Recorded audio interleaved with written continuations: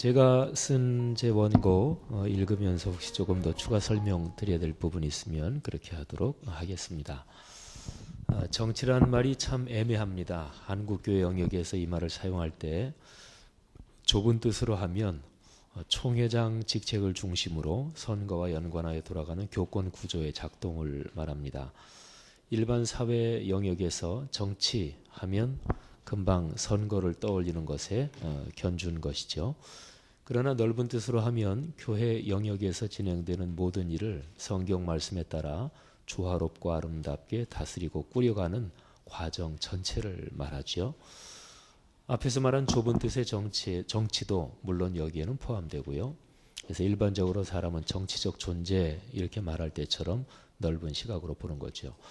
넓은 뜻으로 정치라는 말을 생각하는 게 이 심포지엄에 좋다고 봅니다. 좁은 뜻으로 보면 주로 선거와 연관된 문제에 제한되죠. 넓게 봐야 한국 교회의 현재 상황에 대한 여러 가지 문제를 짚어볼 수 있을 것입니다. 현재 한국 교회의 정치에서 발생하는 부정적인 문제점을 사람에 따라 달리 볼 수 있을 겁니다.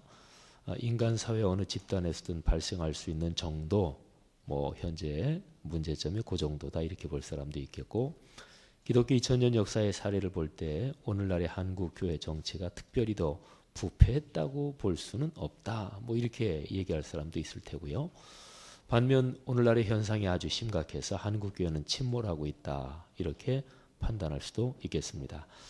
시각에 따라 다를 수 있습니다. 그러나 분명한 점 하나는 현재 한국 교회의 부정적인 문제점들이 대부분 좁은 뜻의 교회 정치, 거기에 뿌리를 두고 있다는 것이고, 그 부패 정도가 상당히 심각해서 이를 해결하지 않고는 한국교회 미래가 어둡다는 것입니다.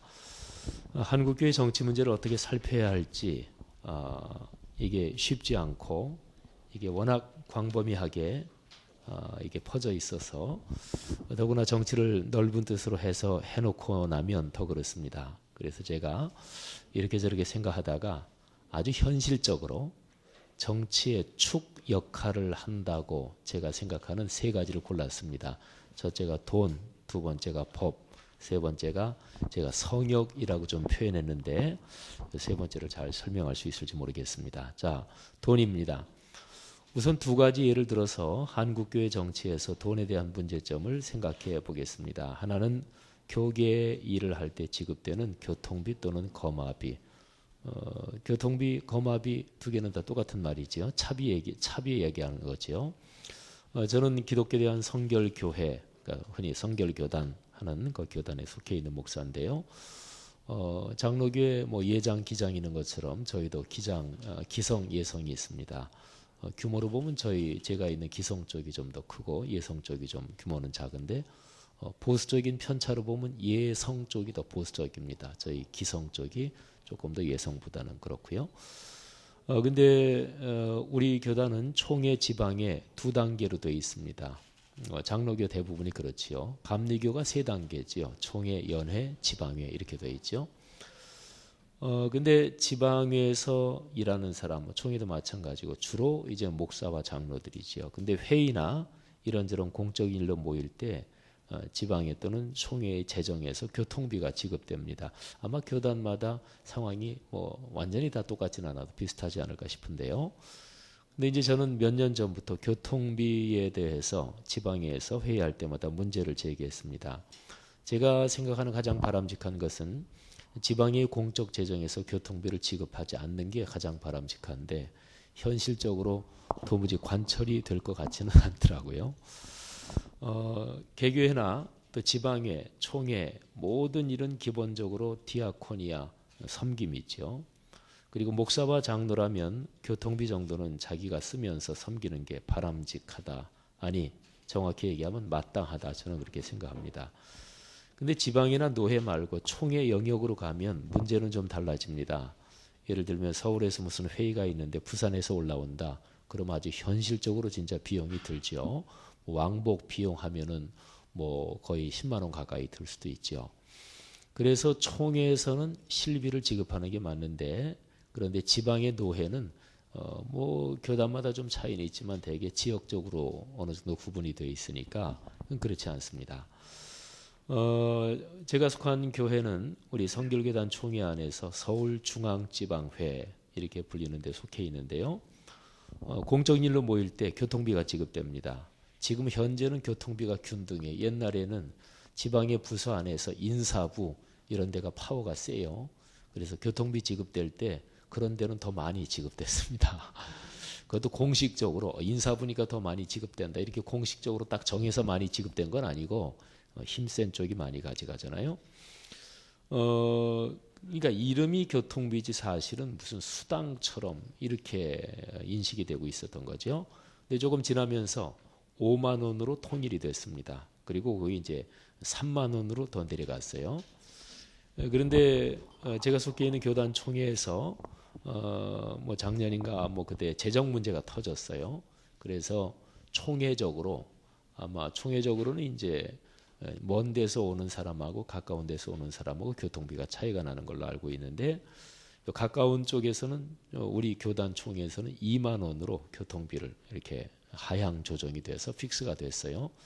그래서 우리 교단은 지방회가 정기지방회가 2월 달에 열리는데 올해 2월 달에 서울중앙지방회 정기지방회가 열리면서 교통비 3만 원에서 그걸 2만 원으로 하향 조정이 됐습니다. 제가 하나님께 감사헌금은 못 드렸지만 아주 감사했습니다. 어쨌든 근데요 교통비를 지급하지 말자 저는 의견이 그건데 거기에 반대하는 사람들이 있어요. 그분들 생각은 교통비가 지급되지 않으면 지방의 모임, 총회 모임 이런 게 원활하게 돌아가지 않는다는 것이지요. 근데 제 생각에는 교통비가 없어서 안 올 사람들은 그분들이 안 온다면 진짜 고마울 것 같아요. 어쨌든 사람마다 생각이 틀리니까. 근데 이제 제 문제의 요점은 뭐냐면요. 공돈을 쓰는 구조를 없애야 한다. 그러니까 현실적으로 본다면요. 교회 정치 여러 가지 각도에서 접근할 수 있겠지만 저는 이리저리 한참 들여다보다가 아주 현실적으로는 공적 재정, 공금은 주인 없는 돈이라고 흔히 얘기를 하잖아요. 우리 인간 조직 어디서나 되게 비슷한 점이 있잖아요. 그래서 공금을 공돈처럼 쓸 수 있는 거를 없애는 게 제일 좋은데 현실적으로 말하면 가능한 대로 금액을 줄여야 된다. 그 생각이에요. 그 다음에 또 하나 이것도 재정과 연관된 얘기인데요. 제가 이제 그냥 속된 말을 거기다 써놨는데 이른바 쓰리쿠션. 뭐 쓰리쿠션 얘기가 교계에서 많이 써요. 감리교에서 세습 방지 그랬는데 어느 교회에서 쓰리쿠션 돌려서 아주 멋지게 세습을 따옴표 쳐서 그렇게 했고 뭐 쓰리쿠션 얘기가 교계에서도 많이 쓰이는데 어쨌든 뭐 속칭 쓰리쿠션. 대개 지방의 노회 또는 총회 어느 교단을 막론하고 여러 가지 여러 기관이 있지요. 근데 어떤 기관은 교단법에 그 교단의 헌법에 규정된 공적인 기관 그리고 어떤 기관은 어떤 모임은 그냥 목회자나 또는 평신도 지도자들이 모여서 만든 말하자면 임의 단체죠. 근데 사람이 모이면 어디나 다 돈이 듭니다. 그러니까 다 모이면은 코스트가 들게 되어 있습니다. 밥 먹으려면 밥 먹을 돈이 필요하고 또 움직이려면 차비가 필요하고요. 그런데 어느 교단이나 다 그럴 텐데 우리 교단도 개교회에서 지방회에 상회비를 냅니다. 또 총회에도 상회비를 냅니다. 그러면 이제 지방회가 개교회가 올라오는 상회비 다 모아서 그걸로 지방의 공적 사역을 진행을 하는 거지요. 근데 그거 말고 지방회나 총회 안에 있는 이런저런 기관들이 행사나 사역을 진행하면서 개교에다가 찬조금 좀 주시면 좋겠습니다. 이렇게 찬조금 부탁을 하는 경우가 있어요. 그러니까 찬조금은 공식적인 상회비 외에 또 만일에 한다 그러면 지출돼야 되는 돈인데 보통 교계에서는 한 준조세 성격 뭐 이렇게도 얘기를 하죠. 뭐 전혀 안 낼 수도 없고 또 어떤 거는 눈치 봐서 내야 되기도 하고 뭐 등등 여러 가지죠.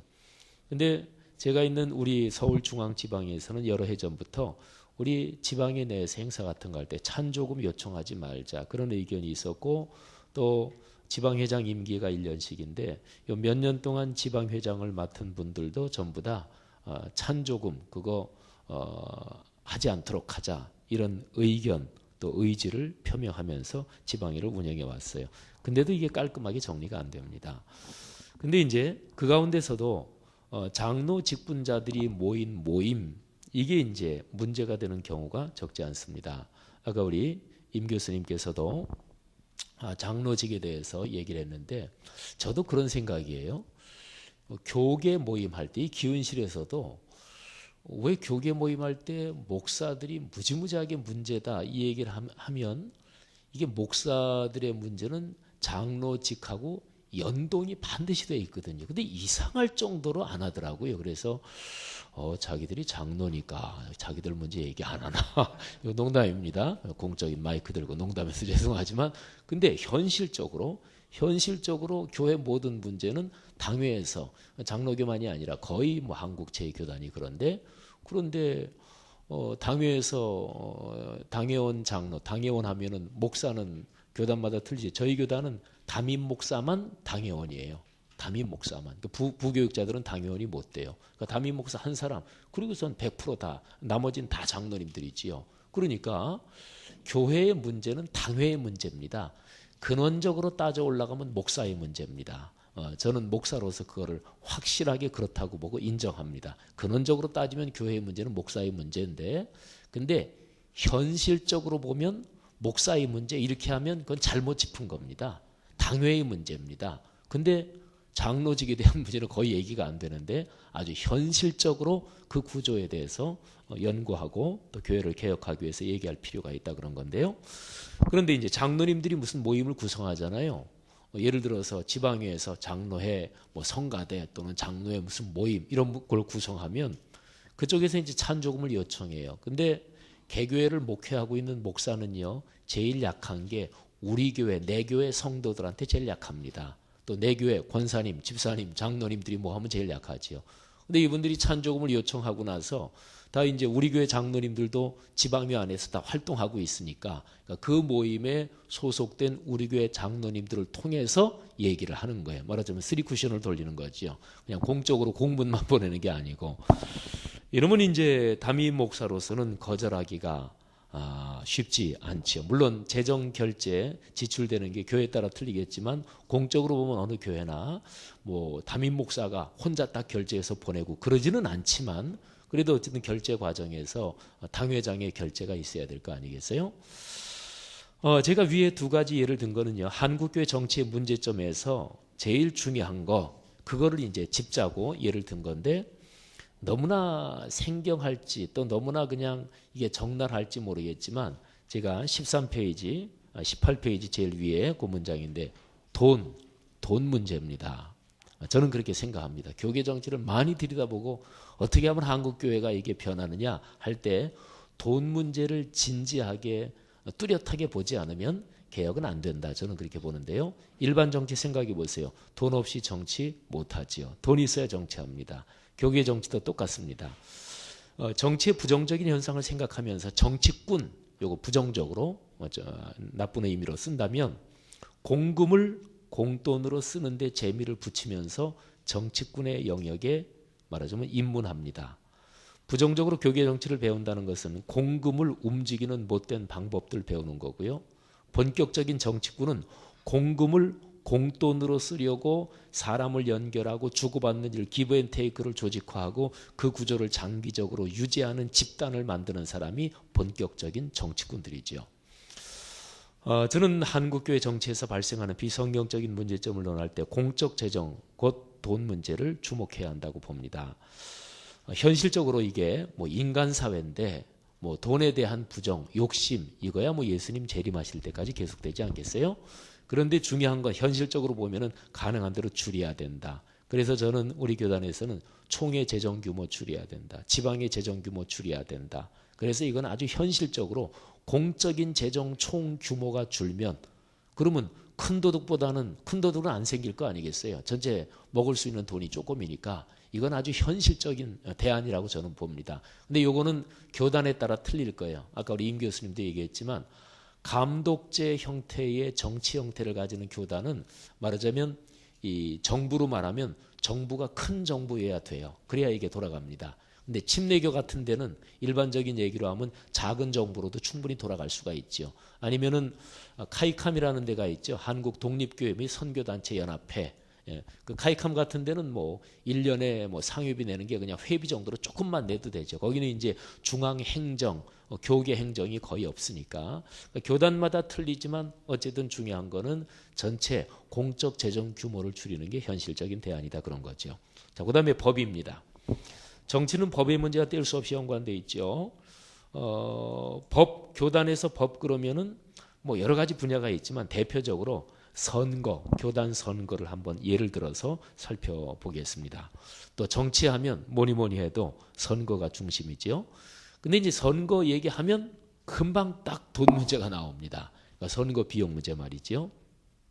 예장합동 측에서 선거 비용 문제, 돈, 봉투 주고 받는 거 이걸 없애기 위해서 제비 뽑기를 했더니 그쪽 교단 관계자들 얘기는 선거 영역에서는 말하자면 돈 봉투가 없어졌대요. 그런데 교계 안에 공돈을 좋아하는 사람들이 선거 영역에서 그게 안 나오니까 풍선 효과처럼 여기를 누르니까 다른 데로 또 붙어가지고 그러는 현상이 나타난다 그래요.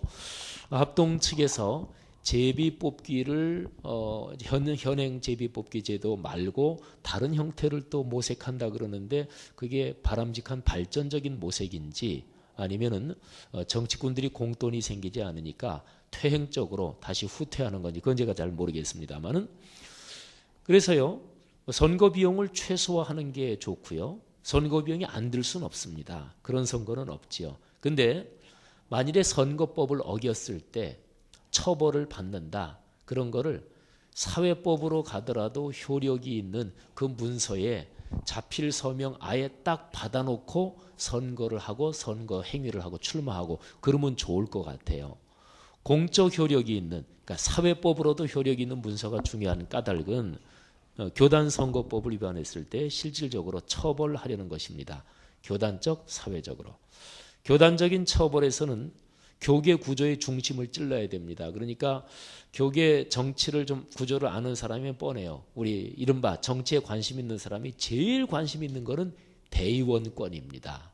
그러니까 노회 대의원, 지방의 대의원, 연회 대의원, 총회 대의원 말하자면 법을 어길 경우에는 그거를 제한을 해야 돼요.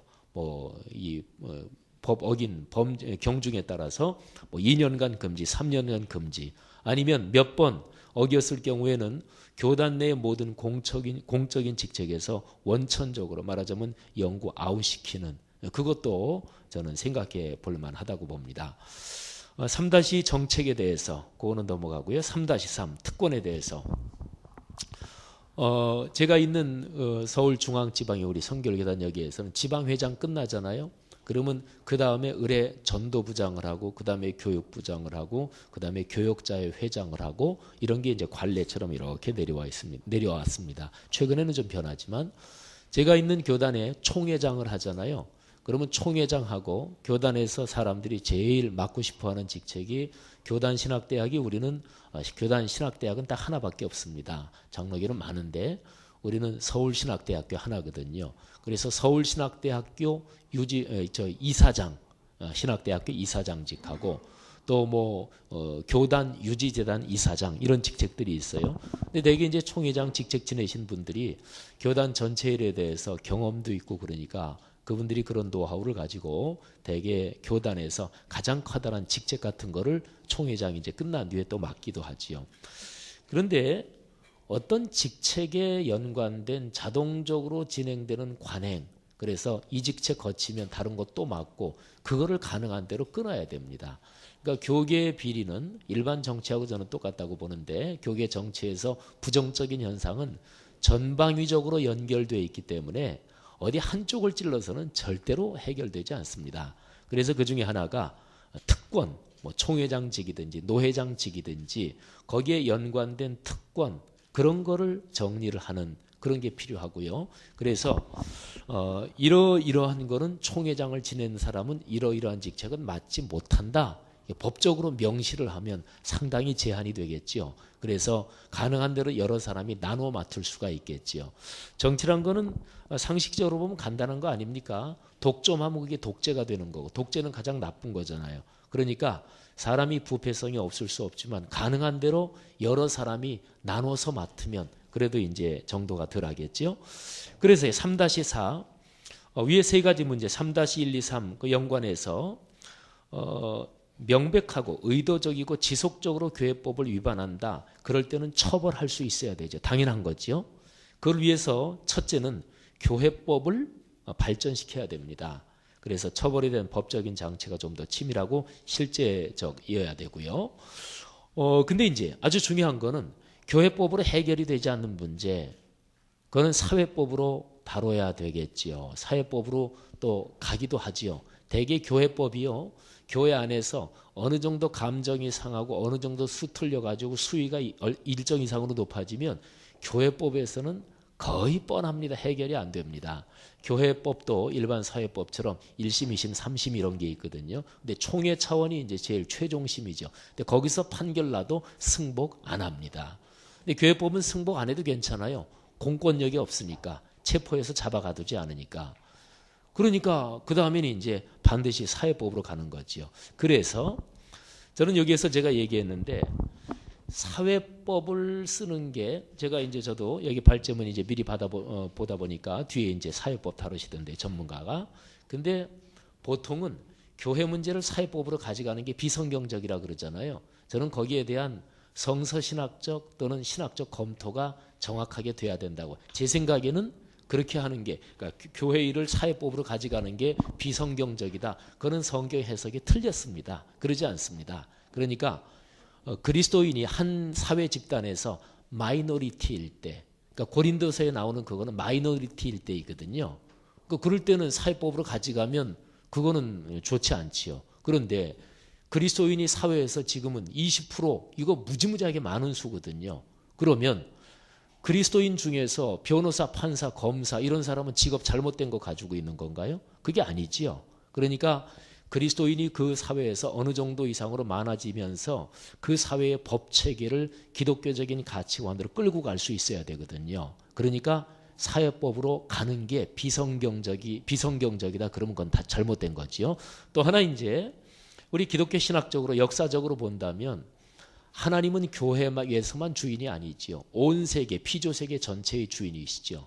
그래서 일반 사회에서 예수 안 믿는 사람이 대통령이 되든 예수 안 믿는 사람이 법체계의 수장으로 있든지 간에 상관없이 하나님은 그 사람들을 통해서도 섭리하시는 거지요. 이게 이제 유명한 어거스틴의 하나님의 나라, 하나님 왕국, 루터의 두 왕국론, 이게 기독교 신학적으로 다 근거가 있는 거거든요. 그래서 교회는 공권력이 없으니까 아주 무도한 사람들, 그야말로 공권력이 없다는 것 때문에 어느 경우에도 승복 안 하는 사람들, 그런 사람은 하나님의 또 다른 도구인 사회법, 공권력을 가진 사회법으로 다스리는 게 성경적이고 신학적으로 옳다. 저는 그렇게 보는데, 근데 여기에서 교계의 컨센서스, 또 교계 신학자 집단이나 사회법 전문가인 평신도 리더들이 여기에 대한 진지한 탐구를 해야 된다고 봅니다.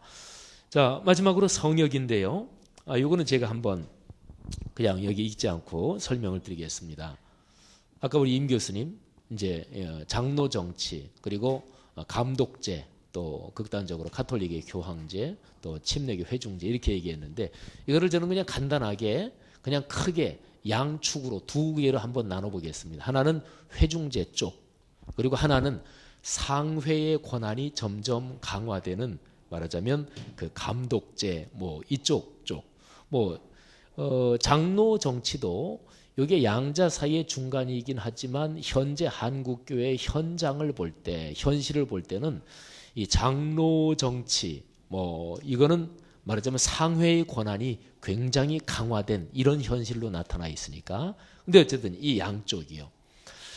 근데 이제 교회 역사적으로 보면 말이죠.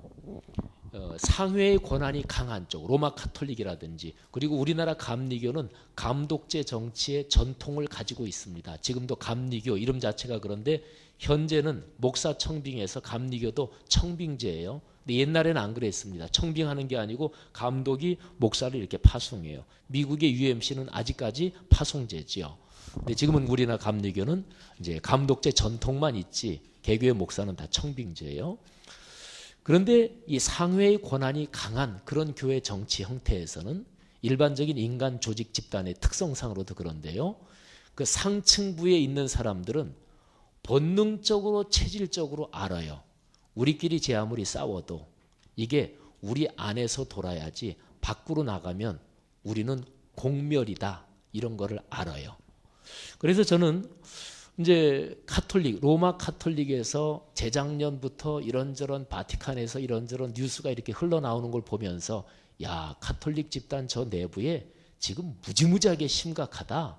저는 나름대로 그렇게 짐작을 했어요. 왜냐하면 그쪽은 말하자면 제가 지금 두 쪽으로 분리한 거에서 상층부의 권한이 강화되는 그런 교계 정치 형태를 가지고 있는데 거기에서는 밖으로 새어나가지 않거든요. 그러니까 밖으로 뭐가 조금 새어나온다. 이거는 내부적으로 문제가 무지무지하게 심각할 수 있지요. 그런데 아니나 다를까 현직 교황이 사퇴를 했잖아요. 그죠? 그리고 지금 새로 교황된 프란치스코 1세 그 양반도 튕겨나갈지도 모른다. 이런 예측들도 사람들이 해요. 워낙 그 양반이 교황 공식 명칭을 쓴 것 자체가 말하자면 지금 2000년 역사에서 사람들이 교황들이 한 번도 안 쓴 프란치스코 권자의 정점인 교황으로는 진짜 어울리지 않는 이름이거든요. 그 양반의 행보도 그렇고 그래서 가톨릭을 나름대로 깊게 관찰하는 사람들은 지금 신임 교황 그 양반도 튕겨져 나갈지 모른다. 이렇게도 보는 사람이 있죠. 시대의 흐름하고도 연관시켜 볼 수 있다고 생각을 합니다. 오늘날 시대를 포스트 모더니즘이라고 그러죠. 상식적으로 알고 있는 대로 포스트 모더니즘의 아주 중요한 특징 중에 하나가 중앙을 센터로 해서 이렇게 해서 히에라르키, 체계라든지 시스템이라든지 포스트 모더니즘에서는 그게 중요하지 않습니다. 그냥 각자 나름대로 주변적인 뭐 그물망 구조든지 또는 중심이 여러 군데 있든지 이게 포스트 모더니즘 시대의 인간 정신의 말하자면 특징이 아니겠어요? 그러니까 현재의 이런 인간 정신의 흐름이나 세계의 사고 구조 또는 인터넷의 발달로 한 오늘날의 세계의 현실적인 삶의 구조 속에서 상층부의 권한이 강한 이런 구조가 오늘날에는 장점으로 작동하지 못하고 있다. 이런 거지요.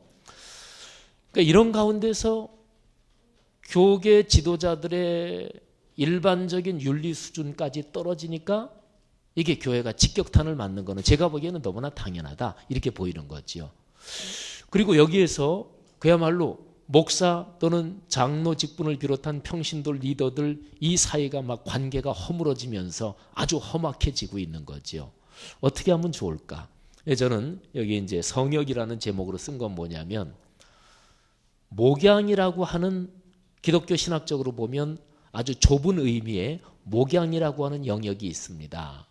그거는 말씀을 선포하고 성례전을 집례하는 아주 제일 좁은 의미의 목양 이런 거지요. 영혼을 돌보고 하는 이런 거지요. 그런데 그 성역이 좀 더 명백하게 보장될 수 있는 그런 쪽으로 신경 쓴다면 그나마 더 견뎌나갈 수 있지 않을까. 저는 이제 그 생각을 하는 거예요. 그러니까 요즘은 이른바 좁은 의미의 정치, 저는 오늘 이 발제를 넓은 의미의 정치라는 말을 그렇게 정의하고서 제가 이 발제를 시작했습니다마는 다시 좁은 의미의 정치를 얘기한다면 말하자면 교계 총회장직을 중심으로 교계에서 공돈이 생기는 또는 명예가 있는 그런 직을 중심으로 해서 돌아가는 이 좁은 의미의 정치, 이게 모든 거를 쥐고 흔드는 거예요. 모든 거를 쥐고. 그러니까 목사의 청빙 이것까지도 다 쥐고 흔드는 거예요. 그러니까 목회직에 대한 특히 목회직에서 아주 좁은 의미의 말씀을 선포하고 성례전을 집례하고 성도들의 영혼을 돌보는 여기에 대한 제도적이고 법적인 보장이 아주 확실하게 좀 발전돼야 되겠다. 왜냐하면 이것까지 무너지면 보루까지 다 무너질 것 같아요. 지금은 상황이 어차피 한국 교회가 앞을 보면서 한국 교회가 회복될 것이다. 현재로서는 가시적인 시야 안에서는 그런 전망은 없는 것 같아요.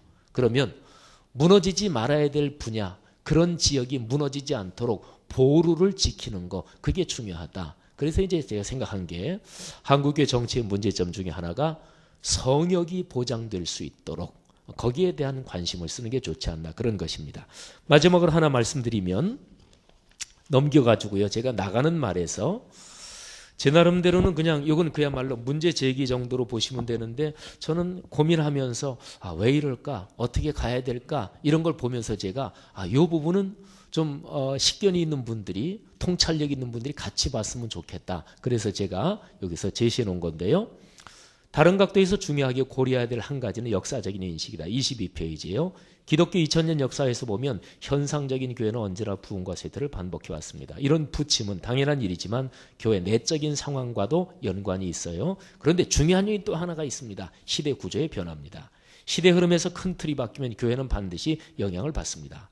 기독교의 리더십은 이런 큰 흐름의 변화를 읽어내고 대처하는 것입니다. 현실적으로 교회 공동체는 역사의 큰 흐름 속에서 한편으로 사람의 정신적 인식의 구조 변화, 그리고 다른 한편으로 구체적인 조직이나 기술 발전의 변화에 의해 영향을 받는다. 이런 점과 연관하여 깊이 살피고 질문하여 해답을 찾아야 합니다. 오늘날 우리 사회와 세계는 이런 각도에서 볼 때 무엇이 변하고 있습니까? 인터넷 환경이 광범위하게 인간 삶의 정신과 기술을 재편하고 있는 상황에서 이것이 교회 공동체 구조에 단기적으로는 어떤 영향을 줄 것이며 중장기적으로는 어떤 결과를 가져올 것인가? 한 세대나 두 세대 뒤에 교회 공동체를 이끌어갈 세대에 대하여 한국교회는 어떤 예측과 준비를 하고 있는가? 오늘날의 세계 전체에 대하여 교회는 어떤 시각과 판단 그리고 어떤 성경적 전망을 갖고 있는가? 제 전공이 역사적 전공인데요. 교회사인데. 근데 저는 2000년 교회사를 보면서 우리 일반적으로 과학기술의 발전, 스텝 바이 스텝으로 계속 발전한다는 과학, 이것도 토마스 쿤이라는 학자가 말하자면 패러다임 시프트를 얘기하잖아요. 교회도 인간 사회 속에서 살기 때문에 그런 영향을 받습니다. 70년대는 한국교회 문제가 없었나요? 오늘날만 문제인가요? 제가 기억하기로 한한상 교수께서 한국교회 이대로는 안 된다. 그 책을 쓴 게 제가 74년으로 알고 있습니다. 근데 70년대에는 오늘날처럼 문제가 이렇게 심각하다. 그런 얘기가 없었잖아요. 뭐가 문제였을까요? 그러니까 지금은 교계의 문제점, 흔히 많이 하는 얘기대로 교계의 문제점이 터지기만 하면 인터넷을 통해서 아주 급속하게 전파될 수 있는 이런 환경과도 전혀 연관이 없지는 않을 테고, 근데 한국교회 목회자들의 또는 교계 지도자들의 윤리적인 의식이 70년에 비해서 현저하게 안 좋아졌느냐? 그건 한번 역사 변화의 틀과 연관시켜서 우리가 생각해 봐야 될 문제입니다. 현저하게 안 좋아지지 않았다 그렇게 얘기하는 건 아니에요. 저도 이게 현저하게 떨어졌다고 봐요. 신학교에서 강의해도 신학생들의 헌신의식도 다르고요. 다 떨어졌어요. 그러나 말하자면 오늘날 시대의 틀이 급격하게 바뀌고 있는데 한국교회 현재 문제점을 역사 흐름과 정신적인 또 기술과학의 시대의 흐름과 이 틀의 변화, 이거하고 연관해서 반드시 고찰이 있어야 된다. 그럼 우리가 중요한 어떤 출구나 대안을 발견할 수 있을지도 모른다. 이제 그런 생각이죠. 고맙습니다.